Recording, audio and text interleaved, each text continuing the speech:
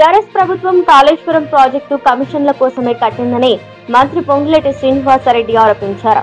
జిల్లా కేంద్రంలో double bedroom ఇళ్ల పట్టాల పంపిణీ కార్యక్రమంలో ఆయన పాల్గొని మీడియాతో మాట్లాడారు. రాష్ట్రంలో బీసీ రిజర్వేషన్లను ఆపేందుకు బీఆర్ఎస్ బీజేపీ పార్టీలు కుట్ర చేస్తున్నాయని విమర్శించారు. గత బీఆర్ఎస్ ప్రభుత్వం కట్టిన కాళేశ్వరం కూలిపోయిందని మంత్రి పొంగులేటి తెలిపారు. కాళేశ్వరం కమిషన్ ఇచ్చిన రిపోర్ట్ చూసి బీఆర్ఎస్ నేతలను తెలంగాణ ప్రజలు అసహ్యించుకుంటున్నారని చెప్పారు. ప్రతి పథకంలో కమిషన్ కోసమే నాటి ప్రభుత్వం పనిచేసిందని మంత్రి పొంగులేటి ఆరోపించారు. కులం, మతం, పార్టీలతో సంబంధం లేకుండా జిల్లా కేంద్రంలో 592 మందికి డబుల్ బెడ్రూమ్ ఇల్లు పంపిణీ చేసినట్లు స్పష్టం చేశారు.